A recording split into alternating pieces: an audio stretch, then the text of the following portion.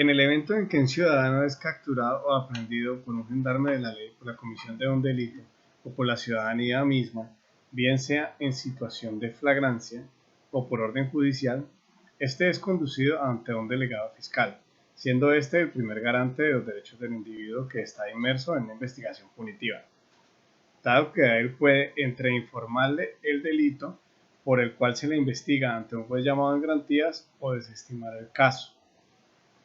Luego entonces el fiscal hace parte de la rama judicial y es un garante de derechos que es el primero en evaluar si continúa con la acción penal o la desestima.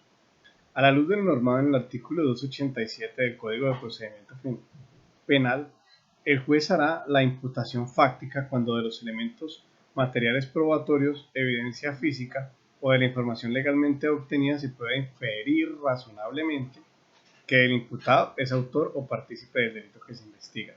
Este es un acto de mera comunicación y se inicia ante un juez llamado en garantía. Ahora pasamos al juez de conocimiento. Tenemos que en el juez de conocimiento, a la luz de lo normado en el artículo 386 del Código de Procedimiento Penal, el fiscal presentará escrito de acusación ante el juez competente para adelantar el juicio cuando de los elementos materiales probatorios, evidencia física o información legalmente obtenida puede inferir con probabilidad de verdad que es autor o partícipe, lo que da inicio a una fase de juzgamiento que puede terminar con sentencia condenatoria o absolutoria. Como estamos hablando de un acto procesal en el que el acusado no aceptó cargo la terminación anticipada del juzgamiento, se ve abocado a enfrentar un juicio oral contradictorio y público que la prueba un funcionario. Siempre y cuando exista conocimiento más allá de toda su duda acerca del delito, la responsabilidad del condenado se emitirá una sentencia de carácter condenatorio. Este es el acto con el que termina el proceso penal, esta ponencia, y inicia esta ponencia o disertación. Tenemos que data de una fase de igual o mayor importancia a la que se relató, que es la vigilancia de la pena. El ahora condenado no está acompañado por un defensor ni por un fiscal, dado que queda a disposición de un juez de vigilancia penitenciaria. Es un juez que no tiene toga ni hace audiencias. El condenado inicia su proceso para recobrar la libertad como lo requiere la sociedad. A la ejecución de la pena es un binomio entre las autoridades administrativas y judiciales. Acompañarán toda la estadía en prisión. Lo primero es la fase de máxima seguridad en la que se distribuye a qué patio se asignará. El buen comportamiento acorde con las reglas de cada centro penitenciario, así como la actividad de estudio, trabajo o enseñanza, son asignadas por un consejo de evaluación de tratamiento, quienes hacen reportes del comportamiento del ajusticiado y lo entregan a un consejo disciplinario integrado por el director de la cárcel y el asesor jurídico. Luego entonces tenemos que en esta primera fase, cuando apenas el ciudadano pierde su libertad y es trasladado a un centro carcelario, pues existe un consejo de disciplina, es un comité interdisciplinario, pueden estar formados por psicólogos, sociólogos, trabajadores sociales, en el que evalúan a qué patio lo van a dirigir, en donde es más acorde para su proceso de resocialización, y el consejo de disciplina es integrado por el jurídico y el director de la cárcel. Ante ellos conceptúan y lo estarían distribuyendo dentro del centro de reclusión para que de esta manera inicie su trasegar en el centro penitenciario. Las fases genéricas del tratamiento penitenciario están compuestas por 3 niveles. El primero es un periodo cerrado, en el que se evalúa la actividad dentro del penal, el cumplimiento de las reglas acorde a un lapso que se desprende de la misma, se puede superar este primer escaño. Este tiempo abarca entre una tercera parte de la pena y las 3/5 partes de la misma.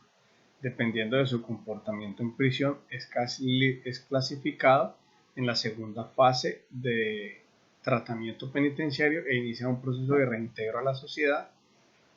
Inicialmente se puede aceptar el beneficio administrativo de las 72 horas. Luego entonces, como estoy informando, es un beneficio administrativo que es concedido o negado por las autoridades carcelarias. Sin embargo, como advertí, la ejecución de la pena es una dicotomía entre el juez garante de derechos fundamentales del condenado y las autoridades carcelarias. Luego, entonces ellos conceptúan, entregan el permiso y es el juez el que le da la autorización o el visto bueno para que salga 72 horas de prisión sin vigilancia, una vez al mes. La fase de mediana seguridad o semilibertad semiabierta, esta vez el condenado disfruta de mayor confianza y de periodos por fuera del centro de reclusión o cambio del lugar de privación de la libertad. En el mismo periodo de tratamiento penitenciario, cuando cumple la mitad de la pena, puede sustituir la prisión intramural por prisión domiciliaria, variando así el lugar de reclusión más benigno. Esto se puede producir de manera oficiosa o a petición de parte.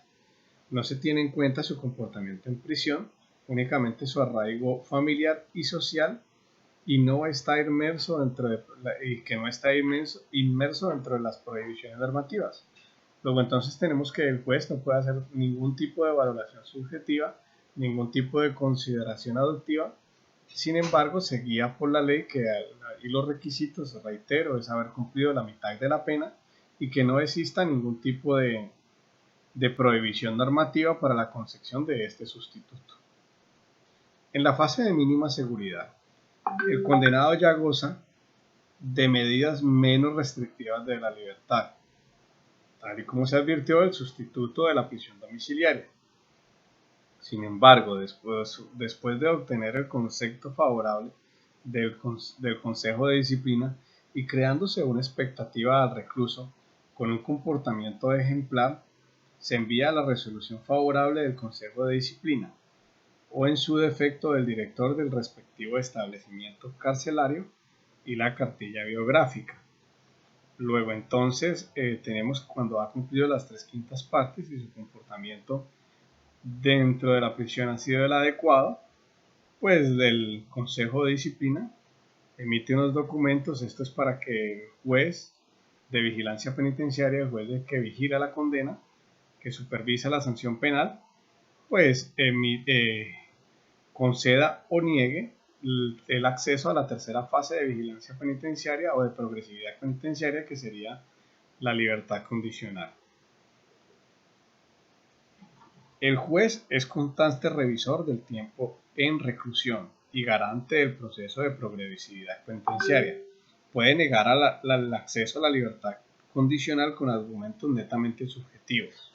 La función judicial por excelencia deductiva y argumentativa, dado que el derecho solo tiene sus límites en los argumentos, es por ello que se está trabajando en una propuesta para la libertad condicional desde el garantismo.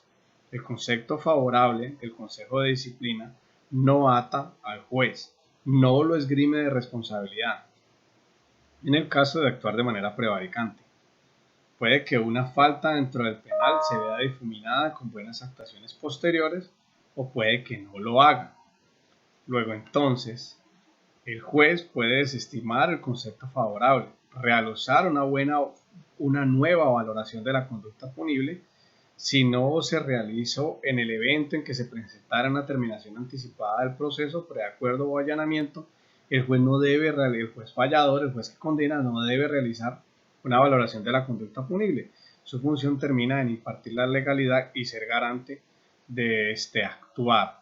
En ese entendido, pues tenemos que la ley, el artículo 64, establece la valoración de la conducta punible. Sin embargo, dos líneas jurisprudenciales condicionan esa norma a que, para no vulnerar el principio del non bis in idem, esa valoración la haga el juez fallador, el juez de condena, que es el que tiene el expediente, vedando al juez que ejecuta o vigila la condena para que la realice nuevamente. El problema sería en que en un 90% se dan terminaciones anticipadas del proceso, bien sea con allanamiento o preacuerdo, y esa valoración no se produce. Luego entonces deja un amplio margen subjetivo al juez de ejecución de penas, quien puede desestimar ese concepto favorable del Consejo de Disciplina, quien puede desestimar ese comportamiento en prisión y realizar una valoración de la conducta punible para de esta manera impedir el acceso a la tercera fase de vigilancia penitenciaria, que es la libertad condicional. Luego entonces tenemos que el condenado, pues en el caso que estamos viendo, estaba en prisión domiciliaria y al parecer continúe en prisión domiciliaria porque se le negó la libertad condicional.